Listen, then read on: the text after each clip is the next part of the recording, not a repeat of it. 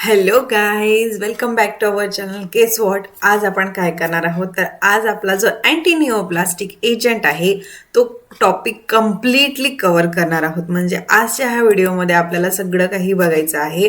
We will discuss about the basic concept of our anti निओप्लास्टिक agent, की नेमकं काय आहे, कशा प्रकारे आहे, याचा यूज काय आहे. Then we will discuss about the cancer, नेमकं कशामुळं होतं.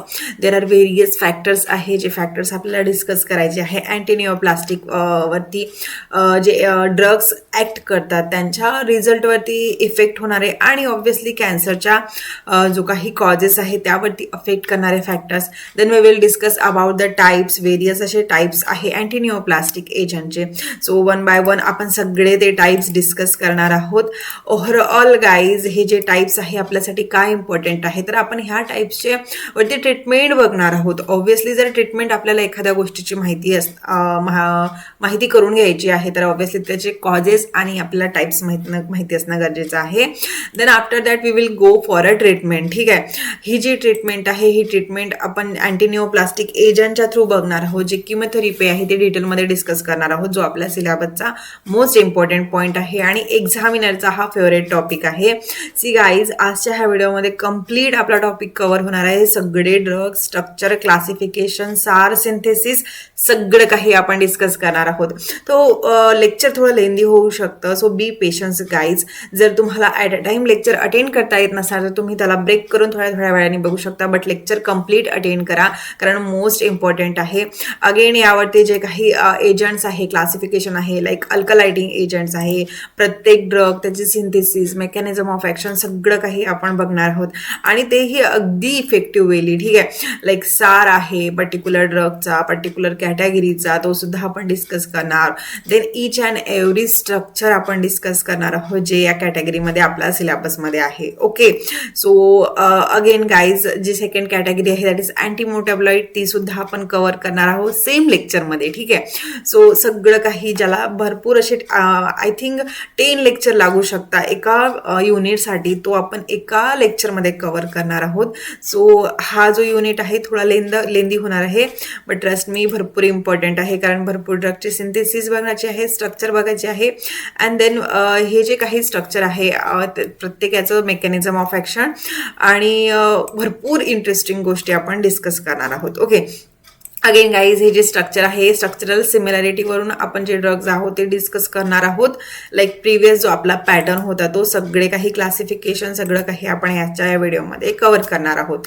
ओके, अगेन फक्त आणि फक्त कव्हरच करणार आहोत का तर नाही, मी याचे जे काही नोट्स आहे, ही पीपीटी आहे, हे तुम्हाला शेअर करणार आहे. फक्त हीच पीपीटी नव्हे तर जी माझी हँड रिटन नोट्स आहे ज्याच्यामध्ये सगळं काही डिटेलमध्ये एक्सप्लेन केलं आहे ती सुद्धा शेअर करणार आहे. ओके, सो अशा आता 2 नोट्स तुम्हाला मिळणार आहे आणि अगदी ती फ्रीमध्ये, त्याला कुठल्याही प्रकारचं कॉस्ट लागणार नाही आहे. लिंकसाठी तुम्हाला आपल्या डिस्क्रिप्शन बॉक्स चेक करावं लागणार आहे. अगदी इझिली तुम्हाला त्या नोट्स अवेलेबल होणार. आणि गाईज, जो काही PDF आहे PDFसाठी तुम्हाला टेलिग्राम चॅनलवरती व्हिजिट करावं लागणार आणि तुम्ही इझिली डाउनलोड करू शकता. कुठल्याही प्रकारचे चार्जेस नाही आणि कुठल्याही प्रकारचा प्रॉब्लेम तुम्हाला डाउनलोडिंगसाठी येणार नाही. Okay, so guys, overall lecture भरपूर इंटरेस्टिंग असणार आहे आणि आज जो मेडिसिनल केमिस्ट्री 2चा जो 1 युनिट आहे दॅट इज अँटी निओप्लास्टिक एजंट आहे तो आपण आज कव्हर करणार आहोत. Okay, so first of all guys, welcome back to our channel. मी पल्लवी, असिस्टंट प्रोफेसर, तुम्हा सर्वांचं स्वागत करते आपलं मराठी चॅनल, आपलं फार्मसीमध्ये, जिथे आपण फार्मसीला आपल्या मातृभाषेमध्ये म्हणजेच आपल्या मराठी भाषेमध्ये बघतो. ठीक आहे, so guys, without wasting any time let's move to our main part, की अँटी निओप्लास्टिक एजंट आहे तरी काय. सी गाईज, आता हा जो वर्ड आहे अँटी निओप्लास्टिक एजंट, याला जर आपण डिवाइड केलं तर अँटी अँड देन निओप्लास्टिक. आता अँटी म्हणजे आपल्याला सगळ्यांना माहिती आहे की काहीतरी अपोजिट होतं. निओप्लास्टिक हा आपल्यासाठी नवीन आहे शब्द, तर निओप्लास्टिकला आपण निओप्लाझम म्हणतो. It means a tumour. ठीक आहे, असा ट्युमर जो आपल्याला कॅन्सर कॉज करतो किंवा त्याच ट्युमरला आपण कॅन्सर म्हणतो. मीन्स असा एजंट जो ह्या ट्युमरला अपोज करणार, असा ड्रग, असा केमिकल, अशी मेडिसिन ती आपल्याला बघायची आहे जी ही ट्युमरला ट्युमरचे जे काही कॉजेस आहे किंवा जे काही रिझन आहे किंवा हा जो काही कॅन्सर आहे त्याला इनहिबिट करणार, कम्प्लिटली स्टॉप करणार आणि क्युअर करणार. आता हे कॅन्सर आहे तरी काय, कारण कॅन्सरचे ट्रीटमेंट आपण बघतोय, सो आपल्याला कॅन्सर काय आहे हे माहिती असणं गरजेचं आहे. तर गाईज, कॅन्सर हा असा सिरियस डिसीज आहे जो ज्यामध्ये एक सेल हे वाईडली डिवाइड होते. म्हणजे आपल्याला माहिती आहे की एक बॉडी डेव्हलप व्हायसाठी काय आहे की सेल डिव्हिजन भरपूर इम्पॉर्टंट आहे. बट कॅन्सरच्या कंडिशनमध्ये काय होतं की ही जी काही सेल डिव्हिजन आहे तीच फास्टर होते. ठीक आहे, कुठला व्हायरस आपल्याला इन्फेक्शन करत नाही, तर आपली जी बॉडी आहे इट्स सेल ती जास्त प्रमाणात रिस्पॉन्स शो करते, ग्रोथ डेव्हलप करते. ओके, आणि त्यामुळे जो ट्युमर फॉर्म होतो, जी आपल्या लँग्वेजमध्ये आपण गाठ म्हणतो. ठीक आहे, इंटरनली असू शकते, एक्सटर्नली असू शकते, याचे व्हेरियस असे टाइप्स आहे, आपण ते डिस्कस करणार आहोत. बट आता कॅन्सर म्हणजेच काय, तर अनवॉन्टेड ग्रोथ, अनकंट्रोल ग्रोथ. ठीक आहे, सेल डिव्हिजन आपल्याला माहिती आहे की ग्रोथसाठी भरपूर इम्पॉर्टंट आहे. सेल डिव्हिजन ही कंट्रोल्ड वेमध्ये असते. एक सेल डॉटर सेल प्रोड्यूस करणार, अगेन त्याचे डॉटर सेल प्रोड्यूस होतं, आणि हे लिमिटेड आहे, कुठल्याही प्रकारचं अनकंट्रोल्ड नाही आहे, हे रिस्पॉन्सिबल आहे आपल्या ग्रोथसाठी. सेल डिव्हिजन हे आपण प्रिव्हियसली काही सेमेस्टरमध्ये डिस्कस केलं आहे. बायोलॉजीमध्ये आपल्याला हा 11-12 मध्ये सुद्धा आहे. लाईक मायटोसिस आणि मिओसिसमुळे सेल डिव्हिजन होतं. ठीक आहे, ही फॉर एक्झाम्पल एखादी सेल आहे. आय थिंक जी स्लाइड आहे तुम्हाला क्लिअरली विजिबल आहे. एकदा मला कन्फर्म करून द्या की मी माझं जे काही व्हॉइस आहे आणि जे काही व्हिज्युअल आहे क्लिअर आहे. ठीक आहे, okay, that's it. So guys, he for example आपली सेल आहे आणि ही प्रॉपरली डेव्हलप्ड होते. एका सेलपासून 2, 2पासून 4, 4पासून 8 ही प्रॉपर डेव्हलप्ड होत आहे. बट निओप्लाझम म्हणजेच काय, तर हीच नॉर्मल सेल. याच्यामध्ये बघा, आता तुम्हाला साईडला ॲरो दाखवला जिथं निओप्लाझम लिहिलं आहे, तर ही जी काही सेल आहे ते अनवॉन्टेडली एक्सटर्नली ग्रो होते. ठीक आहे, ऑर्गनच्या बाहेर असू शकतो, ऑर्गनच्या आतमध्ये असू शकतो, व्हेरियस असे टाइप्स आहे. बट द मेन थिंग काय आहे की ही जी काही ग्रोथ आहे ती एक्स्ट्रा होत आहे, याला आपण निओप्लाझम म्हणतो. आता ट्युमर म्हणजेच काय, तर ही जी एक्सटर्नल लेअर आहे ते रिजिड होते. ठीक आहे, ही जी लेअर आहे त्याला प्रॉपर प्रोडक्शन प्रोव्हाइड करते, तर तेव्हा आपण त्याला ट्युमर म्हणतो. ठीक आहे, normal cell, then it convert to neoplasm and then it convert to tumour. Okay, आता हे ट्युमर कशा प्रकारे फॉर्म होतं, तर हे जे सेकंड हाफ आहे राईट साईड बघा, जी नॉर्मल कंडिशन आहे, नॉर्मल कंडिशनमध्ये सेल डिव्हिजन कसे होतं, एक प्रॉपर वेने आणि सॉफिस्टिकेटेड वेने. एक पॅरेंट आहे, पॅरेंट सेल, त्याचे 2 डॉटर सेल, अगेन त्या दोघांचे 2 डॉटर सेल. ठीक आहे, अगेन त्या दोघांचे 2 डॉटर सेल. सो असं करतात, दोघाचे 4, 4चे 8, 8चे 10, अशा प्रकारे सेल डिवाइड होतात. जी सेल डिव्हिजन ही कंट्रोल्ड वेनी आहे आणि रिस्पॉन्सिबल आहे for our growth. But cancer सेलमध्ये काहीच तसं होत नाही. इथे थोडं हटके काम आहे, कारण तो कॅन्सर आहे. ठीक आहे, काय हटके आहे, तर एक नॉर्मल सेल आहे, याच्या 2 डॉटर सेल नव्हे. ते म्हणते ना आपण, एक 2 फॅमिली झाली, फॉर एक्झाम्पल एक ग्रूम आणि ब्राईड आहे, त्यांचे जेव्हा मॅरेज होते तेव्हा देन डॉटर फॉर्म होतं, एक सन होतं, देन त्याची परत ती पिढी वाढते, देन ग्रो होते. तर अशा प्रकारे ही नॉर्मल सिच्युएशन आहे. बट कॅन्सरमध्ये काय होतं, तर कॅन्सरमध्ये असं होत नाही. एक सिंगल सेल आहे, त्याचे मल्टिपल डॉटर सेल्स असणार आहे, मल्टिपल डॉटर सेलचे मल्टिपल अगेन डॉटर सेल्स असणार आहे. हा सिंगल सेल एवढे सगळे सेल फॉर्म करू शकतो. अगेन त्याचे 2, 2, 2, 3, 4 कितीही असू शकते, आपण काउंट करू शकत नाही. आणि ही जी ग्रोथ आहे गाईज अनकंट्रोल्ड आहे आणि रिस्पॉन्सिबल आहे for our tumour. Okay, so tumour कसा कॉज होतो हे आपल्याला क्लिअर आहे ना. There are some factors which affect to our cancer. आता कुठले असे फॅक्टर आहे जे कॅन्सरला ट्रिमर करू शकतात किंवा कॅन्सर कॉज करू शकतात, तर फर्स्ट वन आहे एज. ओके, एज ही सगळ्यात जास्त मॅटर करते. काही पर्टिक्युलर एज ग्रुपमध्येच एखादा कॅन्सर दिसून येतो. पर्टिक्युलर एज ग्रुपसाठी लाईक ॲडल्टसाठी वेगळ्या कॅन्सरचे टाईप्स आहे, जे ओल्ड एज पेशंट आहे त्यामध्ये भरपूर वेगळे टाईप्स आहे, जे जी यंगर चिल्ड्रन्स आहे त्यांच्यामध्ये वेगवेगळे टाईप्स आपल्याला बघायला मिळतात. ओके, ते आपण नंतरच्या सेक्शनमध्ये डिस्कस करणार आहोत. बट फॉर नाऊ आपल्याला फॅक्टर बघायचे आहे की कुठले कुठले अफेक्ट करतात. ओके, तुम्ही नोट करून घेऊ शकता. Just give me 1 minute.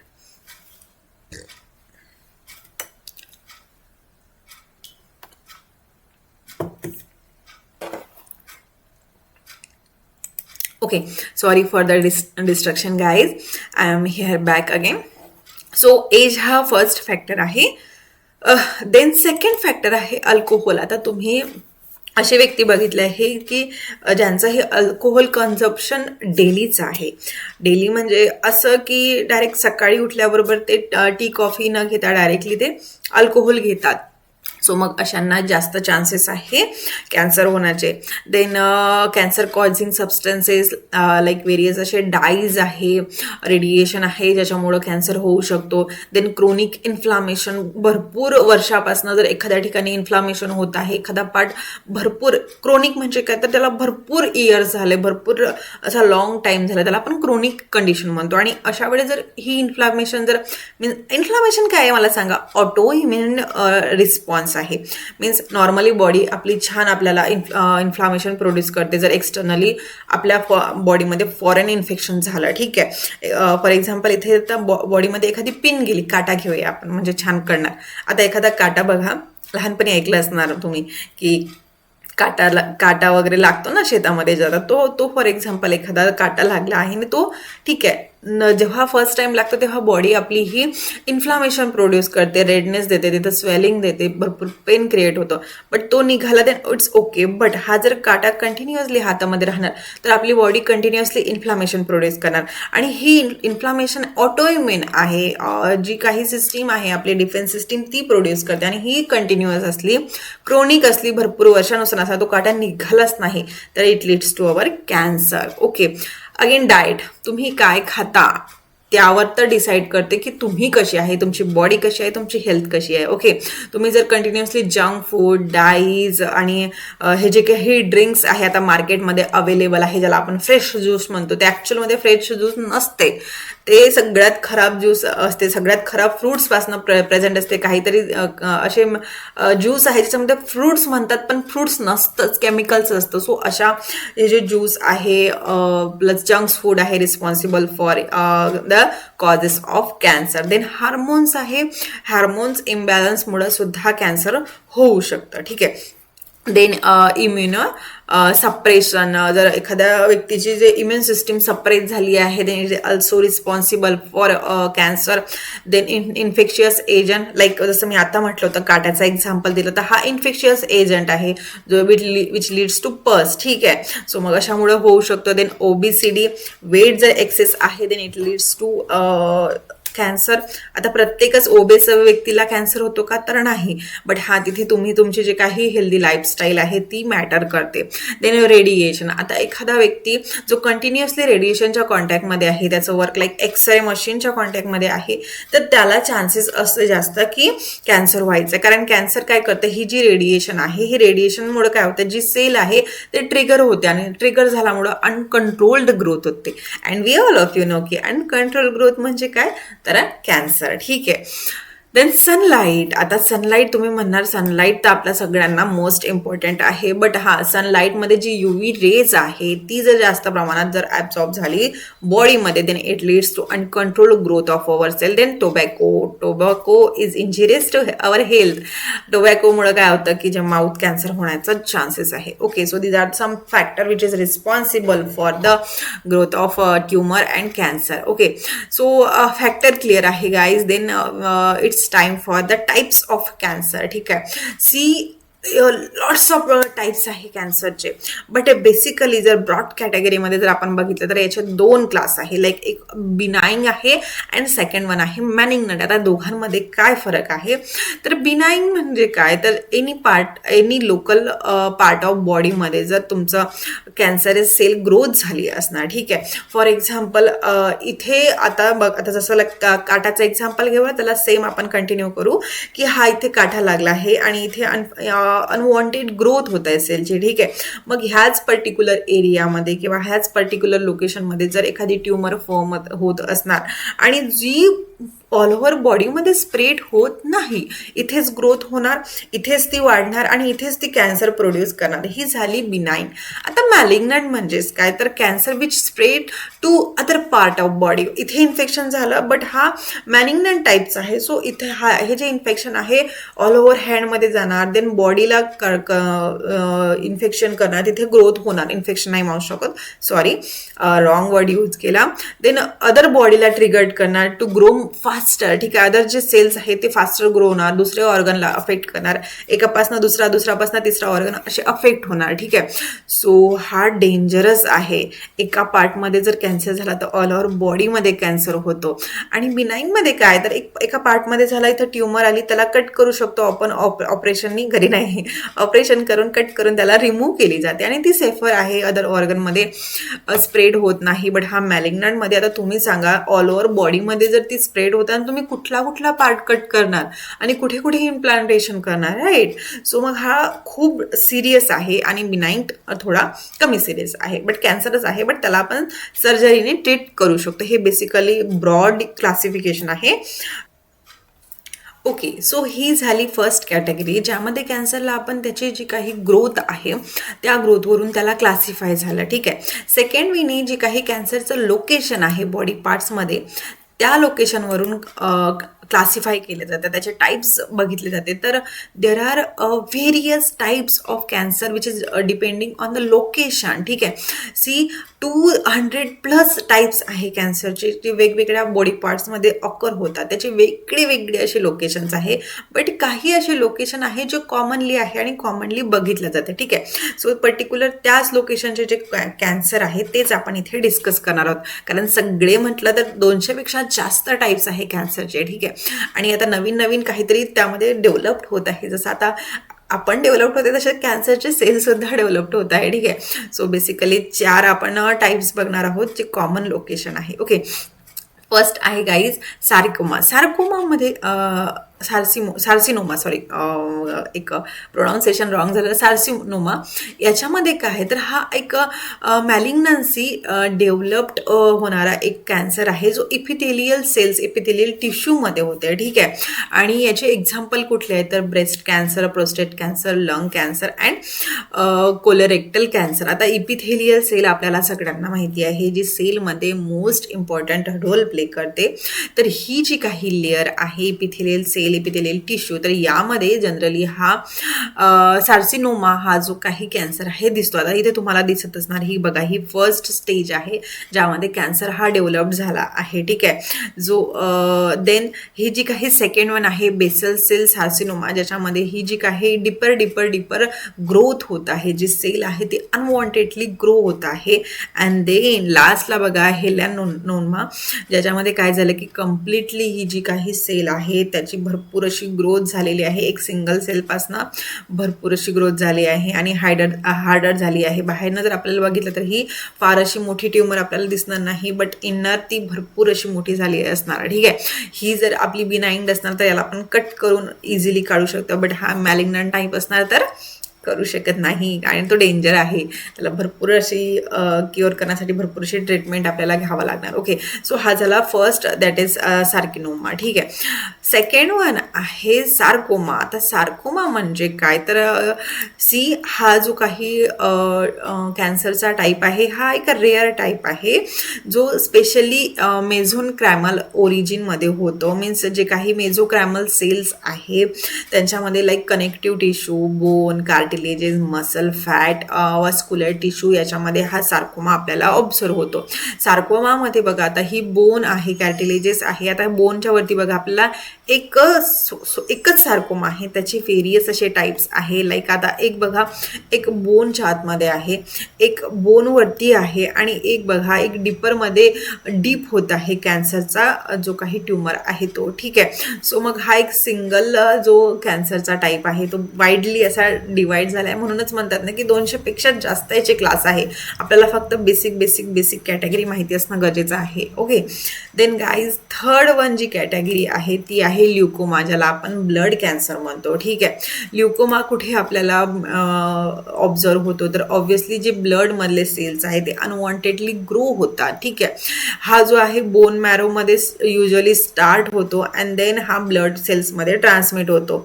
Okay, so fully जे काही ही ल्युकोमाज आहे फुल्ली जेव्हा डेव्हलप्ड होतो तो ऑल ओव्हर बॉडीमध्ये स्प्रेड होतो, कारण वी नो की ऑल ओव्हर बॉडीमध्ये आपल्याला ब्लड प्रेझेंट आहे, ब्लडचं सर्क्युलेशन लागतं आणि ऑब्व्हियसली हा खूप डेंजर टाईप ऑफ कॅन्सर आहे, ज्याच्यामध्ये ट्रीटमेंट हे रेअर होतं, बट हा होत नाही असं नाही, बट हा खूप सिरियस असा कॅन्सरचा टाईप आहे. आता नॉर्मल ब्लड बघा, नॉर्मल ब्लडमध्ये जे काही आरबीसीसी, न्यूट्रोफिल, मोनोसाइट्स आणि प्लेटलेट्स आहे यांची प्रॉपर अशी ग्रोथ आहे, म्हणजे जे काही त्यांचं कॉन्सन्ट्रेशन आहे प्रॉपर बॅलन्स वेनी झालं आहे.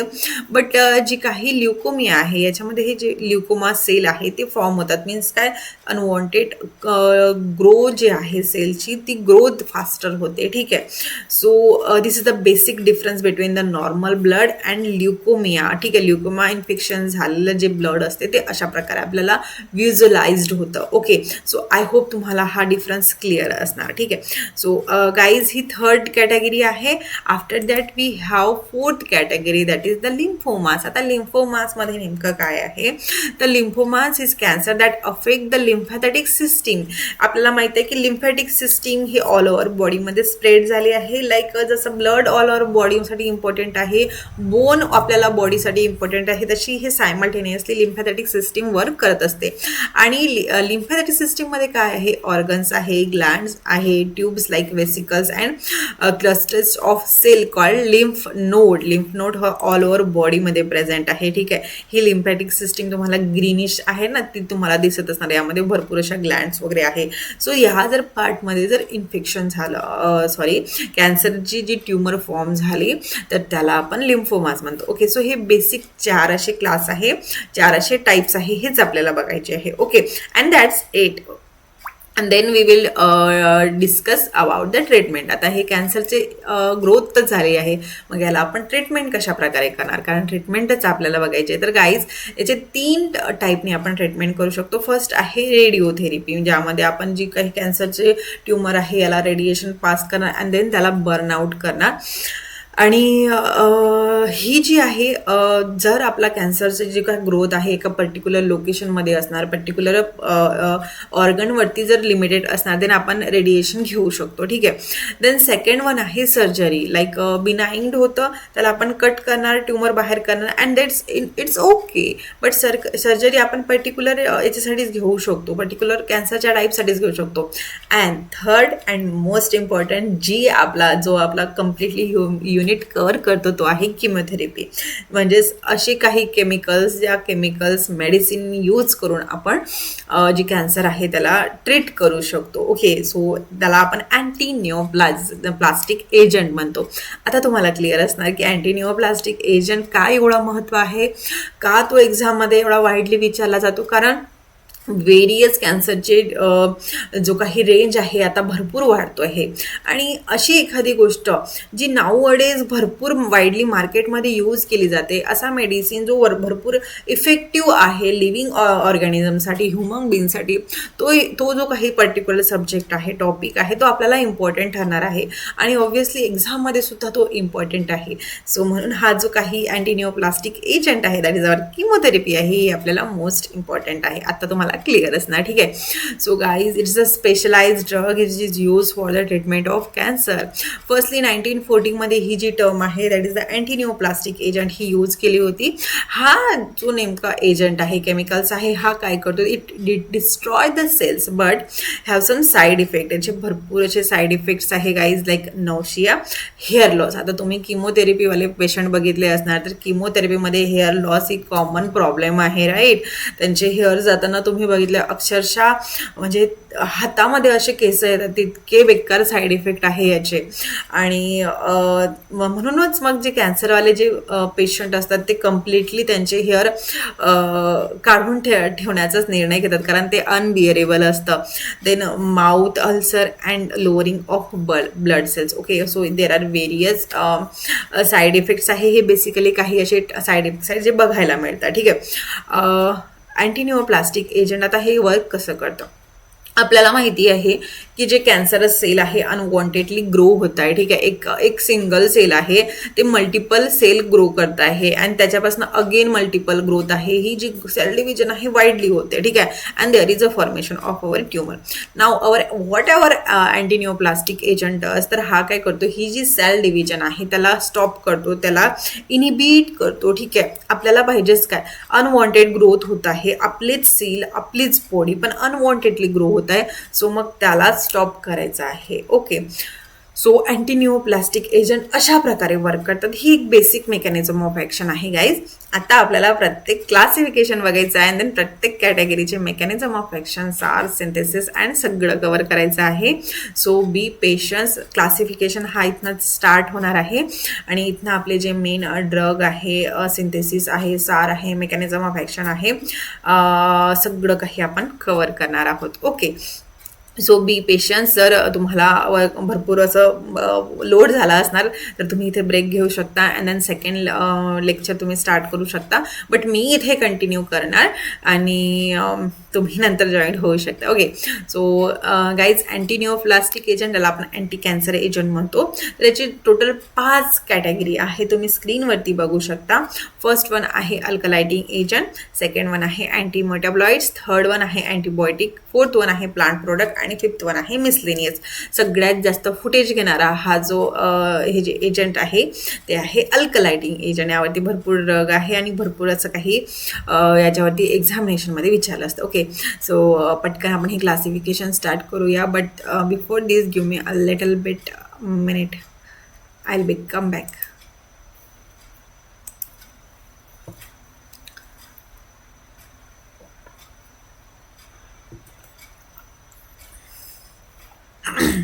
Okay, so I'm here guys again. So first जी क्लास आहे that is the alkylating agent, ती आपण डिस्कस करूया. ओके, वन बाय वन सगळे 5ही क्लास आपल्याला डिस्कस करायचे आहे. फर्स्ट जी कॅटेगरी आहे that is the alkylating agent. Alkylating agent हा मोस्ट इम्पॉर्टंट आहे गाईज. ही जी काही एजंट आहे जनरली जे काही DNA आहे, DNA वरती हा अफेक्ट करतो, DNA वरती तो त्याचं जे काही फंक्शन आहे तो शो करतो. ठीक आहे. देन हा काय करतो, कोॲलंटली जो काही DNAचं स्ट्रक्चर आहे त्याच्यासोबत बाउंड होतो आणि जे काही रेप्लिकेशन आहे त्याला इनिबिट करतो. आता तुम्ही म्हणणार मॅम हे काय सांगताय, थिअरी आम्हाला कळत नाही, तर प्रॅक्टिकली बघूया. ठीक आहे. बट हा एक गोष्ट माहिती असू द्या की ही जी काही एजंट आहे नायट्रोजन मस्टर्ड्सपासून डिराइव्ड झाली. आता बघा, मला सांगा सेल डिव्हिजन होत आहे. ठीक आहे. सेल डिव्हिजन कशा प्रकारे होणार, एका सेलपासनं 2 सेल फॉर्म होतात, parent cell 2 daughter cell form करतो, हे आपल्याला माहिती आहे. बट इंटरनली काय होतं सेलमध्ये, आधी एकतर मिओसिस होणार नाही तर मायटोसिस होणार. ठीक आहे. डिपेंड करते की ती कुठल्या टाईपची सेल आहे. मग आता आधी काय होणार की ही जी काही जेनेटिक मटेरियल आहे ज्याला आपण DNA म्हणतो. ठीक आहे. हा DNA काय होतो, हा रेप्लिकेट होतो. ठीक आहे. आधी काय होणार, सेलमधला हा जो DNA आहे रेप्लिकेट होणार, हे सेपरेट होतं, रेप्लिकेशनची प्रोसेस माहिती आहे, हे सेपरेट आउट होतं. देन काय होतं, इथे अगेन दुसरे रायबोझोम्स न्यूक्लियोटाइड्स येतात, बाउंड होतात आणि देन 2 सेपरेट DNA हे फॉर्म होतं. हे आपल्याला सगळ्यांना माहिती आहे. जेव्हा 2 DNA फॉर्म होतात देन न्यूक्लियस फॉर्म होतं आणि आतमधलं ते जे काही मटेरियल आहे न्यूक्लियोप्लाझम आहे ते सगळं सेपरेट आउट होतं अँड देन जी काही एक्सटर्नली सायटोप्लाझम आहे ते सेपरेट आउट होतं. आय होप तुम्हाला व्हिज्युअलाइज्ड होत असणार, कारण ही प्रोसेस आपल्या सगळ्यांना माहिती आहे. आणि देन 2 डॉटर सेल हे फॉर्म होतं. सो अशा प्रकारे हे रेप्लिकेशन होतं. बट आता इथे आपले हे जे काही रेप्लिकेशन होण्याची जी काही प्रोसेस आहे इथे आपला अल्कलायटिंग एजंट हा स्टॉप करतो, म्हणते बस झाला, आता आम्हाला तुमची ग्रोथ नको, आम्हाला तुमचं रेप्लिकेशन नको, आता इथे कुछ तो करना पडेगा भाई. तर हा काय करतो आपला अल्कलायटिंग एजंट, हा ही रेप्लिकेशनला स्टॉप करतो. ही जी एका सेलमध्ये 2 DNA फॉर्म होतो ते त्याला इनिबिट करतो. कशा प्रकारे, तर गाईज स्पेशली हा आपल्याला माहिती की हे जे न्यूक्लियोटाईड आहे यांचा सिक्वेन्स हा ठरलेला असतो, लाईक सायटोसिन, थायमिन, ॲडेनिन आणि ग्वानिन हे आपल्याला माहिती आहे न्यूक्लियोटाईड आहे. सायटोसिन हा ग्वानिन सोबतच बॉन्ड फॉर्म करतो, थायमिन हा ॲडेनिन सोबतच अटॅच्ड होतो. ठीक आहे, हे आपल्याला माहिती आहे. आता आपला हा जो अल्कलायटिंग एजंट आहे हा कोणाला जाऊन अटॅच्ड होतो, तर हा जो आहे हा ग्वानिनला जाऊन अटॅच्ड होतो. ठीक आहे, सी याच्यामध्ये हा जो ग्वानिन आहे, ग्वानिन एक पर्टिक्युलर पेअर फॉर्म करतो. ठीक आहे, आणि छान असं DNA फॉर्म करतो, कोडिंग करतो, which is responsible for a better growth. ठीक आहे, आणि मग इथे आपला हा जो काही अल्कलायटिंग एजंट आहे हा जो पर्टिक्युलर ग्वानिन आहे, ग्वानिनला जाऊन बाउंड होतो आणि इथे डिस्ट्रक्शन तो फॉर्म करतो. आणि यामुळं काय होणार की ऑब्व्हियसली एक एक न्यूक्लियोटाईड आपल्यासाठी मोस्ट इम्पॉर्टंट आहे. कुठेतरी जरी चेंज झाला तर काय होणार, रेप्लिकेशन हे स्टॉप होणार, कारण प्रत्येक गोष्ट ही खूप सेन्सिटिव्ह आहे सेल ग्रोथसाठी. सो मग इथे इंटरप्शन होतं अँड देन सेल रेप्लिकेट होत नाही आणि सेलची ग्रोथ इथे स्टॉप होतं, सेल डेथ होते. Okay, so this is the simple mechanism आहे. DNA स्ट्रक्चरवरती आपला हा जो अल्कलायटिंग एजंट आहे तो बाउंड होता. तर मेकॅनिझम काय आहे, कशा प्रकारे अल्कलायटिंग एजंट, एक जनरल मेकॅनिझम आपण बघणार आहे आणि त्याच्यानंतर आपण ड्रग स्टार्ट करणार आहोत. ओके, सो हे मोस्ट इम्पॉर्टंट आहे गाईज. हे जे मेकॅनिझम, एका मेकॅनिझमवरून तुम्ही सगळे जे कॅटेगरीतले ड्रग आहे तुम्ही बघितले असणार. कॅटेगरीमध्ये भरपूर असे ड्रग आहे, सगळ्यांचं मेकॅनिझम सेम आहे. आता इथे जनरल स्ट्रक्चर बघितलं आपण अल्कलायटिंग एजंटचा, जनरल मेकॅनिझम ऑफ ॲक्शन बघणार आहोत, जनरल सार बघणार आहोत आणि सगळं ज्या काही गोष्टी आहे तुम्हाला देन अप्लाय करायचं आहे एक्झाममध्ये विचारल्यावर. ठीक आहे, सो इथे एक जनरल स्ट्रक्चर, एक्झाममध्ये पण बरेचदा जनरल विचारलं जातं, अल्कलायटिंग एजंटवरती डायरेक्टली विचारलं जातं. सो तुम्हाला ॲडव्हान्टेजेस आहे. सो गाईज, अल्कलायटिंग एजंट हा जो आर आहे बघा, म्हणजे काय तर आर हा एक जनरल स्ट्रक्चर आहे. आता अल्कलायटिंग एजंटचं जर स्ट्रक्चर बघितले तर नायट्रोजन असतो, त्याला 2 ब्रांचेस होतात. हा टर्शरी नायट्रोजन असणार आहे, ज्याला आपण मस्टर्ड नायट्रोजन म्हणतो, मस्टर्डपासून डिराईव्ह झाला आहे, जिथे आपला एक इथिल चेन आहे आणि 2 क्लोरीन अटॅच आहे 2 चेनवरती. ठीक आहे, हा झाला अल्कलायटिंग एजंट. इट सेल्फ हा जेव्हा आपण बॉडीमध्ये एंटर करतो तर याच्यामध्ये काहीतरी चेंजेस होतात स्वतः मॉलिक्युल्समध्ये. DNAला बाइंड व्हायच्या अगोदर काय चेंजेस होतात, तर हा जो अल्कलायटिंग एजंट हा अझारेडियम आयन हा फॉर्म करतो. आता अझारेडियम आयन कशा प्रकारे फॉर्म होणार, तर हा जो गाईज इथे नायट्रोजन आणि आर दॅट इज अल्किलमधला हा जो बॉन्ड आहे तो ब्रेकडाऊन होतो आणि देन नायट्रोजनवरती 2 लोन पेअर जाणार. ठीक आहे, म्हणजे एक लोन पेअर 2 इलेक्ट्रॉन जाणार आणि हे जे इलेक्ट्रॉन काय करतात, अगेन याच्या चेनमध्ये हा जो CH2CL प्रेझेंट आहे इथे एक बॉन्ड फॉर्म करतो, याला आपण नायट्रोजन मस्टर म्हणतो, जिथे नायट्रोजनवरती इलेक्ट्रॉन पेअर प्रेझेंट आहे. देन हा जो आहे इथे नायट्रोजन आणि कार्बन बॉन्ड फॉर्म करतो, अझारेडियम आयन फॉर्म करतो and then carbonium ion separate out होतो. ओके, सो अशा प्रकारे जिथे आपल्या कार्बनवरती एक पॉझिटिव्ह आयन प्रेझेंट आहे याला आपण कार्बोनियम आयन म्हणतो. आणि हा जो आहे आपल्याला main mechanism of action show करतो कशा प्रकारे, तर हा अझारेडियम आयन आहे, हा सेकंडवाला इथे बघा नायट्रोजन आणि कार्बनमध्ये जो बॉन्ड फॉर्म झाला होता तो हा काय करणार, हा आपला DNA चेन सोबत बाउंड होतो. आता ही DNAची चेन आहे, स्पेशली जो गॉनिन आहे, गॉनिनचं स्ट्रक्चर आता हे तुम्हाला पाठ करायचं आहे की अशा प्रकारे गॉनिन असतो. ठीक आहे, गॉनिनवरती 2 रिंग अटॅच्ड आहे आणि याच्यामध्ये 4 नायट्रोजन असतात, 1 ऑक्सिजन असतात, 5 नायट्रोजन असतात 4 रिंगमध्ये आणि 1 अमाइन म्हणून एक्सटर्नली अटॅच्ड आहे. ठीक आहे, सो याचा जो हा 7th पोझिशन आहे, या 7th पोझिशनवरती आपला हा अझारेडियम आयन जाऊन बाउंड होतो. ठीक आहे, and there is a formation of 1 bond between this nitrogen and nitrogen. Okay, so मग आता कशा प्रकारे नायट्रोजन अँड कार्बन अशा कशा प्रकारे होणार, तर हा जो बॉन्ड आहे तो ब्रेकडाऊन होतो, इथे अगेन कार्बोनियम आयन फॉर्म होतो CH2 आणि हा जो CH2 आहे देन अगेन हा नायट्रोजनवरती अटॅच होतो. सो अशा प्रकारे एक चेन होती ती फॉर्म होतो. बेसिकली काय आहे की आपल्याला माहिती आहे की एक स्लाइटली चेंजेस आपला जो स्ट्रक्चर आहे त्याला डिफरन्शिएट करू शकतो. DNAचं स्ट्रक्चर खूप सेन्सिटिव्ह असतं, सगळ्यांना माहिती आहे. सो मग इथे ही चेन बाउंड झाल्यामुळं काय होणार की सेकंड जी डॉटर सेल आहे ती फॉर्म होऊ शकणार नाही आणि इथे जो काही रेप्लिकेशन आहे ती स्टॉप होतं. बट हा आपला अल्कलायटिंग एजंट इथेच थांबतो का? तर नाही.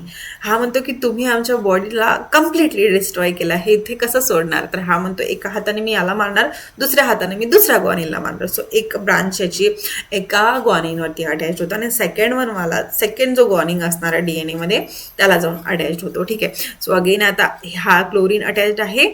हा क्लोरीन सेम वेने इथे अझायरायटिन आयन फॉर्म करतो, सेम वेने DNA चेनचा जो ग्वानिन आहे 7th पोझिशन आहे त्याच्यासोबत अगेन बॉन्ड फॉर्म करतो. ओके. सो मग इथे 2 DNAच्या चेन असणार आहे आणि मध्ये आपला अल्कलायटिंग एजंट. सो हा दोन्ही हाताने DNAला मारायचं काम करतं.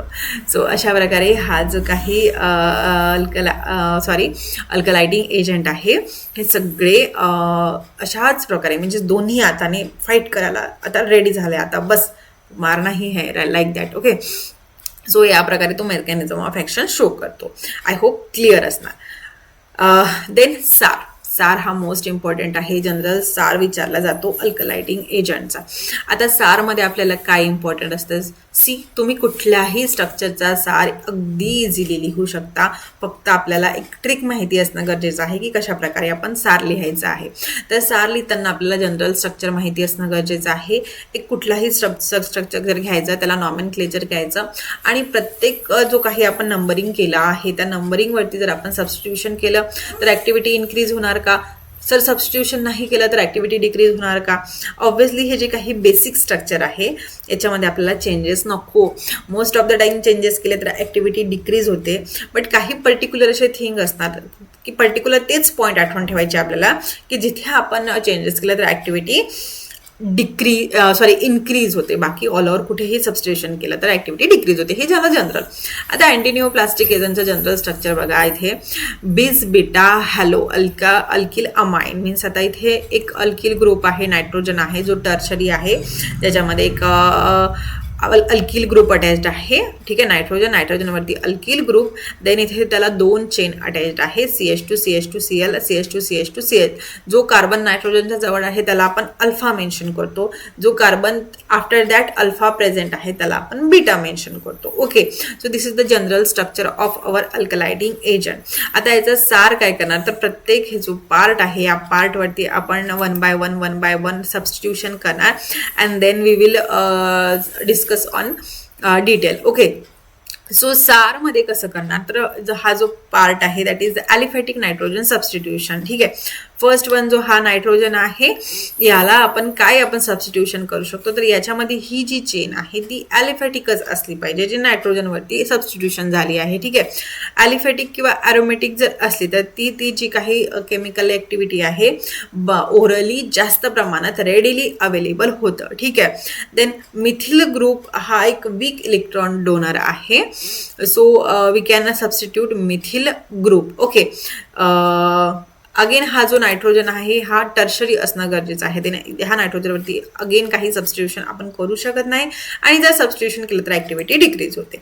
देन 2-क्लोरो इथिल ग्रुप हा जो काही ही जी काही 2-क्लोरो इथिल ग्रुप ज्यात ही चेन आहे यामध्ये आपण काय करू शकतो तर गाईज ही इसेन्शियल आहे याच्या ॲक्टिव्हिटीसाठी. ठीक आहे. अदर हॅलोजन जर आपण याच्यामध्ये जर प्लेस केलं, क्लोरीनला रिप्लेस करून ब्रोमिन किंवा आयडिन टाकलं तर ॲक्टिव्हिटी डिक्रीज होते. सो आपल्याला क्लोरीन इसेन्शियल आहे, इथिल ग्रुप इसेन्शियल आहे. ठीक आहे. यामधले जर ही जी चेन आहे ह्या चेनला आपण इन्क्रीज केली किंवा डिक्रीज केली, कार्बन ॲड केलं किंवा डिक्रीज केलं तर ॲक्टिव्हिटी ही डिक्रीज होते. ओके. सो इथे आपण काही ॲड ब्रँचिंग करू शकत नाही. Then nitrogen must important for antineoplastic agent.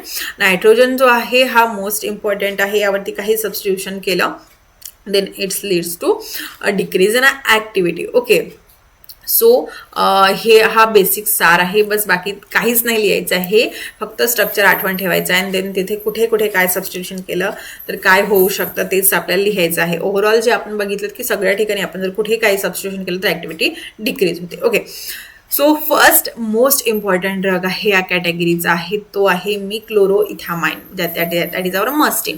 आता स्ट्रक्चर बघा, जनरल स्ट्रक्चर सारखं अगदी सेम आहे, फक्त इथे एक CH3 ग्रुप अटॅच झाला आहे आणि हा मोस्ट इम्पॉर्टंट आहे फॉर इट्स ॲक्टिव्हिटी आहे. सो ऑब्व्हियसली याचा सार, मेकॅनिझम ऑफ ॲक्शन सगळं काही सेम असणार आहे, फक्त स्ट्रक्चरमध्ये एक CH3 अटॅच्ड आहे, त्यामुळे आपण हा जो ड्रग आहे याचं नाव मिक्लोरोइथामाइन टाकलं. ओके, सो याची युजेस काय, तर वेरियस जे टाईप्स आहे कॅन्सरचे त्याच्या ट्रीटमेंटसाठी यूज होतो. अँटीनिओप्लास्टिक हा काय यूज करतो, कशासाठी यूज होतो, तर हॉटकिन्स डिसीज आहे याला ट्रीटमेंट करतो. आणि जे लिम्फोसार्कोमास आहे प्लस क्लोनिन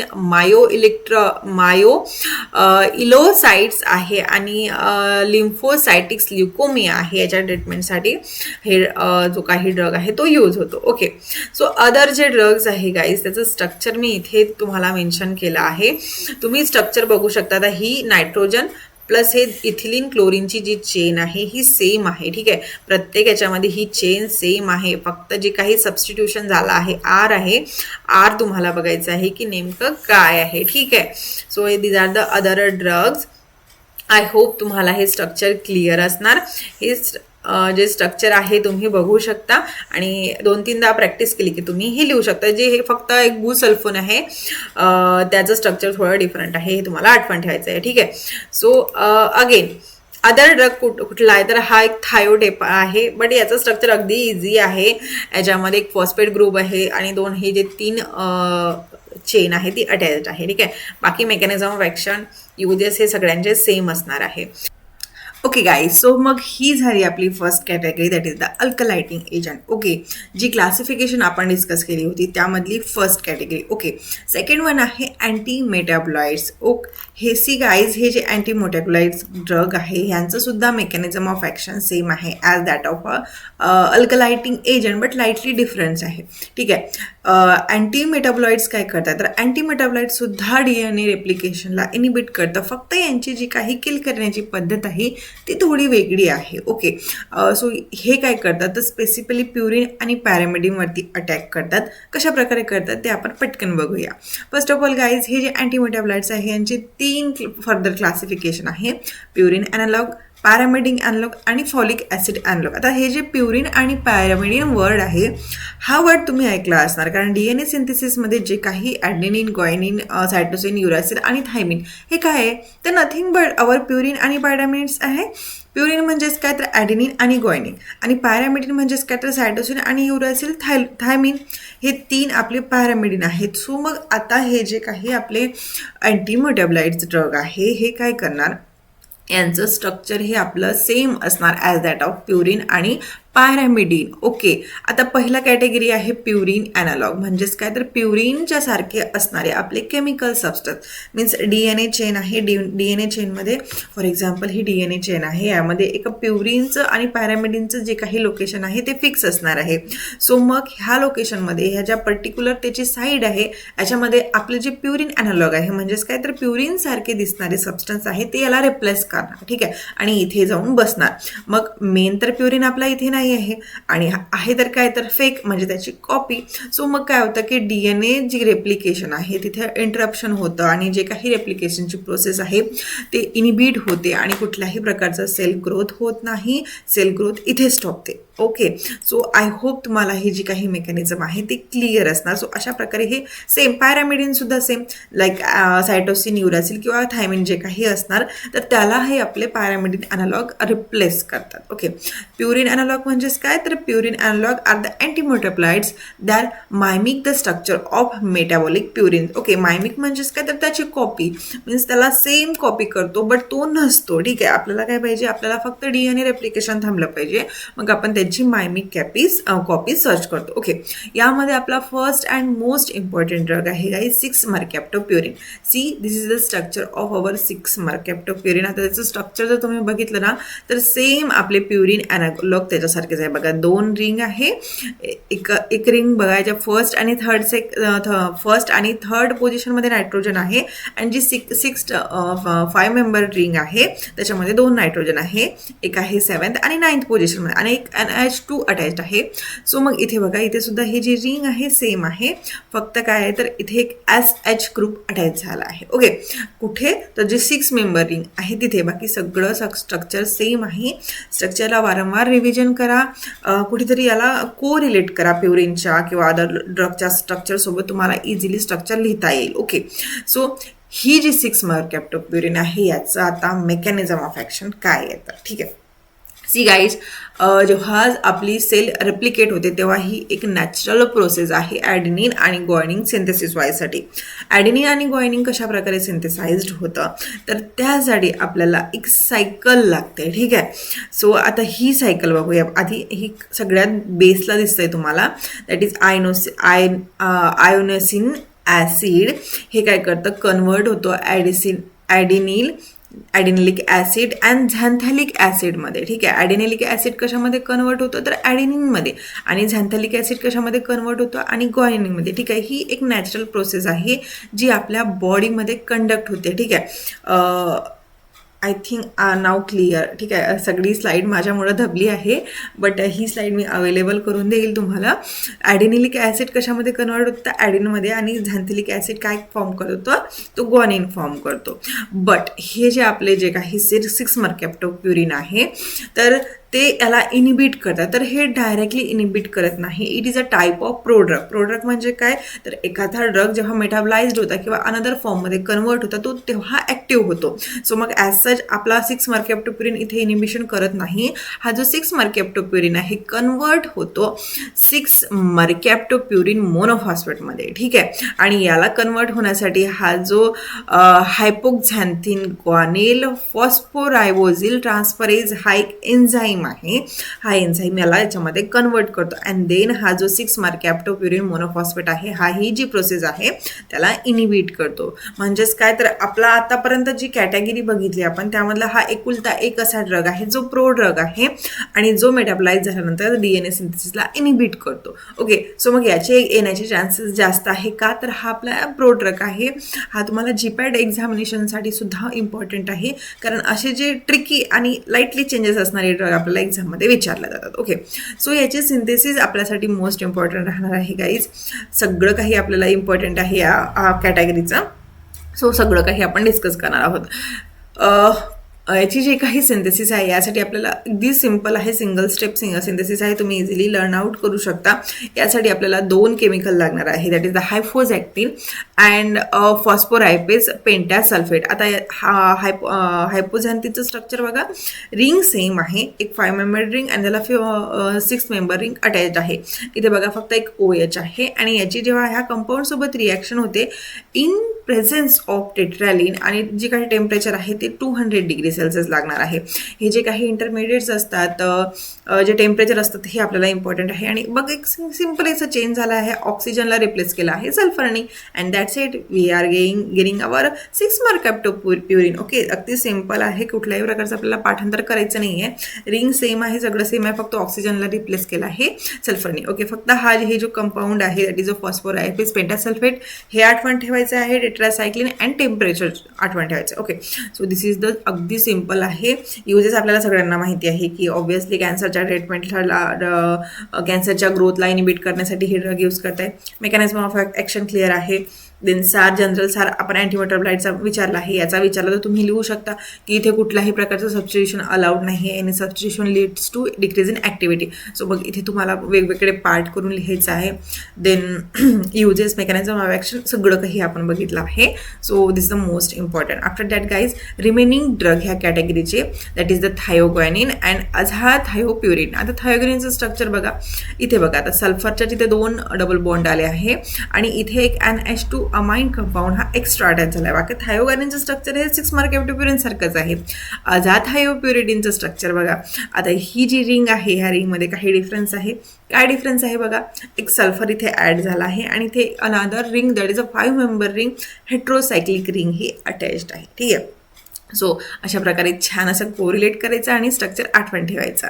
सो अनदर कॅटेगरी आहे पायरिमिडिन ॲनालॉग्स.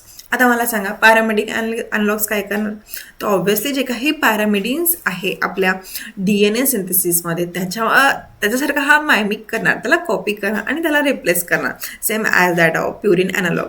ओके, सो ही कशा प्रकारे मेकॅनिझम ऑफ ॲक्शन शो करतात, तर see guys again DNA synthesis म्हणजेच पॅरामिडिन नायट्रोजन जे बेस आहे त्याला सिंथेसाइज करण्यासाठी एक नॅचरल प्रोसेस आहे आपल्या बॉडीमध्ये. काय तर हा DUMP दिसतो तुम्हाला. DUMP म्हणजेच काय तर डिऑक्सी युरिडिन मोनोफॉस्फेट. हा कन्वर्ट होतो DTMP मध्ये. DTMP म्हणजेच काय तर डिऑक्सी थायमिडिन मोनोफॉस्फेट. हा युरेडिन मोनोफॉस्फेट आहे आणि हा थायमिडिन मोनोफॉस्फेट आहे. हा कन्वर्ट होतो in presence of one enzyme that is the त्याला थायमिडेज सिंथेज म्हणतो आपण. ठीक आहे, थायमिडेज सिंथेज.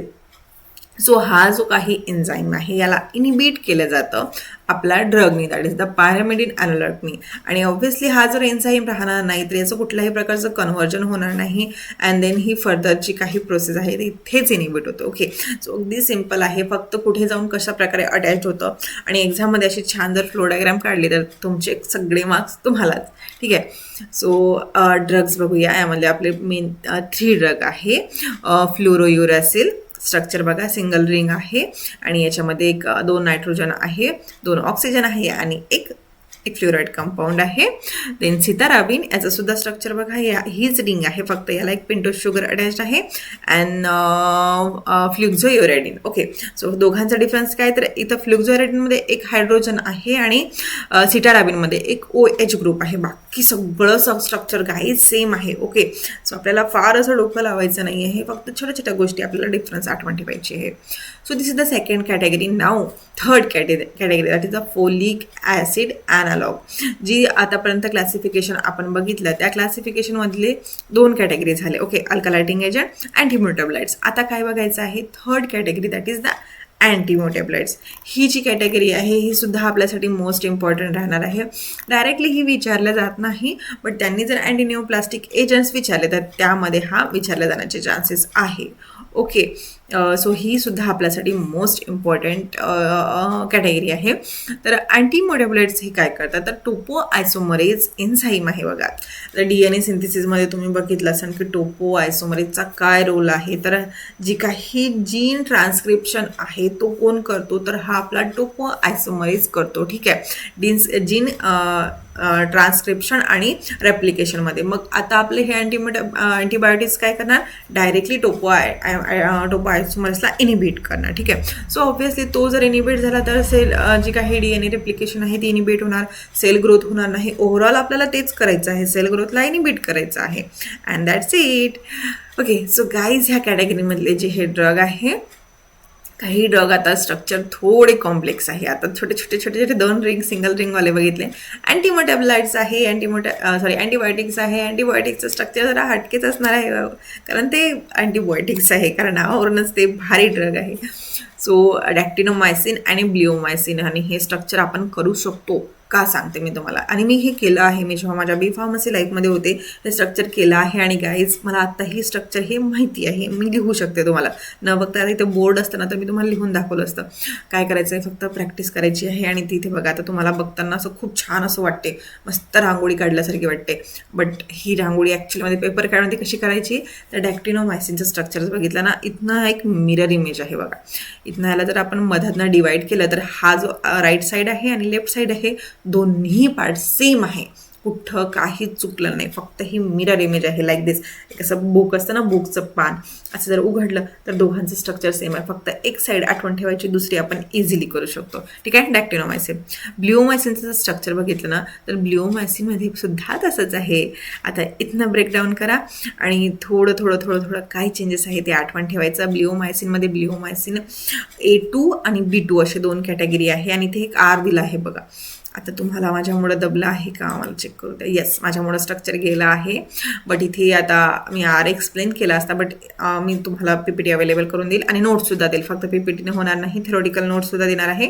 सो त्याच्यामध्ये तुम्ही हे जे 2 A2 आणि B2 आहे याला चेक करू शकता. ओके, देन नेक्स्ट ड्रग आहे गाईज ड्युरोरुबिसिन. ड्युरोरुबिसिन याला आपण डायनोमायसिन म्हणतो आणि डॉक्झिरुबिसिन, या दोघांचं स्ट्रक्चर. आता यामध्ये तुम्हाला काही डिफिकल्टी जाणार नाही कारण अगदी सेम स्ट्रक्चर आहे. डिफरन्स काय आहे तर आता इथे बघा ड्युरोरुबिसिनमध्ये एक सी डबल बॉन्ड OCH3 आहे आणि इथे एक CH2OH म्हणजे इथे अल्कोहोल आहे आणि इथे एक कीटोन आहे. बस एवढाच एक डिफरन्स आहे, बाकी सगळं स्ट्रक्चर सेम आहे.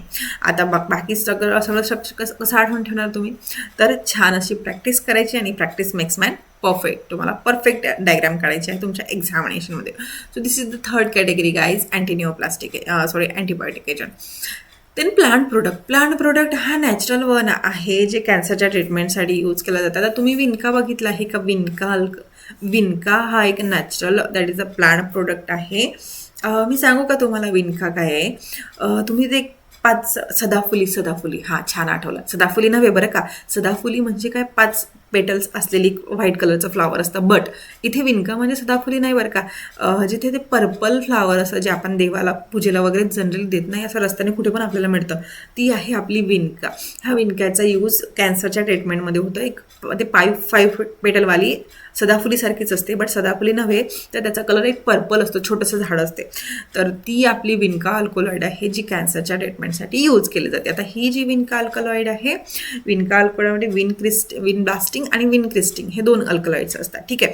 सो याच्यामध्ये दोघांचं मेकॅनिझम काय आहे तर सेल डिव्हिजनमध्ये ही जी काही मायटोसिस प्रोसेस आहे याला हा इनिबिट करतो. कशा प्रकारे तर विनका अल्कलॉइड हा टर्बुलिनला जाऊन बाउंड होता. आता टर्बुलिन काय तर ही एक नॅचरल प्रोसेस आहे, नॅचरल थिंग आहे जी आपल्या बॉडीमध्ये होते. टर्बुलिन हा आपल्या बॉडीमध्ये ऑलरेडी प्रेझेंट आहे. सेलच्या मायटोसिससाठी हा मोस्ट इम्पॉर्टंट रोल प्ले करतो. पॉलिमरेज इंटू लॉंग चेन हा टर्बुलिन करतो दॅट फॉर्म अ मायक्रोट्युब्युल, आणि मायक्रोट्युब्युल काय करतो? It responsible for our cell division. ठीक आहे. सो मग ट्युब्युलिनला हा जो बाउंड होतो त्याचा फंक्शनला इनिबिट करतो, फंक्शनला स्टॉप करतो and that's it, cell division inhibit होते. Okay. So this the structure of our vinca alkaloid. I hope तुम्हाला क्लिअर असणार. देन सेकंड आहे याच्यामध्ये इटोपोसॉइड्स. इटोपोसॉइड्स म्हणजेच काय तर हा आपला नॅचरल प्रोडक्ट आहे. तर स्ट्रक्चर आता थोडं तुम्हाला लेंदी वाटत असणार, बट यस प्रॅक्टिस करा आणि होतं, कारण कॅटेगरी इम्पॉर्टंट आहे. याच्यामध्ये ड्रग आपण मिस करू शकत नाही. आता ही इटोपोसॉइड्स काय करतात तर हा काय करता एक कॉम्प्लेक्स फॉर्म करतो टोपो आयसोमरेज 2 सोबत. ओके. जी आपण अँटी मेटाबोलाइट्स बघितली होती ते काय करतात टोपो आयसोमरेजला डायरेक्टली इनिबिट करतात. बट हा जो आहे टोपो आयसोमरेज 2 जे आहे आपल्या बॉडीमध्ये जो रिस्पॉन्सिबल आहे ब्रेकेज ऑफ DNA स्टँड्स, त्याच्यामुळे जे काही रेप्लिकेशन होण्यासाठी DNA स्टँड ब्रेकेज होते त्याला इनिबिट करतो. Okay. Miscellaneous that is the 5th and last category आहे सिस्प्लास्टिन आणि मायटोटोन. सिस्प्लास्टिनचं स्ट्रक्चर अगदी सोपे आहे, अगदी तुम्ही इझिली करू शकता, आणि mitotane. So guys finally here we complete our unit number 1 आणि त्याच्यातला जो सेकंड पार्ट होता that is the antimetabolites agent, तो सुद्धा आपण कवर केला आहे. आणि आय होप तुम्हाला हे सगळं क्लिअर असणार, कारण एका कम्प्लीट युनिट लेक्चरमध्ये एवढं सगळं युनिट कम्प्लीट करणं थोडं टफ आहे, बट हा होतं, तुम्ही सुद्धा करू शकता. And this is all about this is unit number 1. जो फर्स्ट कॅटेगरी आहे तो सुद्धा अँटीहिस्टॅमिनिक एजंट्स आपण डिस्कस केला आहे. And then here is the second category. मी या दोघांच्या नोट्स तुम्हाला देईल. फर्स्ट कॅटेगरीची नोट्स ऑलरेडी प्रोव्हाइड केली आहे आपल्या टेलिग्राम चॅनलवरती जाऊन तुम्ही विजिट करू शकता, तुम्हाला इझिली मिळणार. लिंक ह्या पर्टिक्युलर जो व्हिडिओ आहे त्याच्या डिस्क्रिप्शन बॉक्समध्ये अवेलेबल असतात. आणि काही क्युरीज असणार, काही प्रॉब्लेम गेला असणार तर मला नक्की सांगा, आपण ते सगळे क्युरीज प्रॉब्लेम नक्की सॉर्ट आउट करू. Okay. So this is all about today's lecture, आणि नेक्स्ट लेक्चरमध्ये नेक्स्ट युनिट बघूया. Okay. So guys till then bye.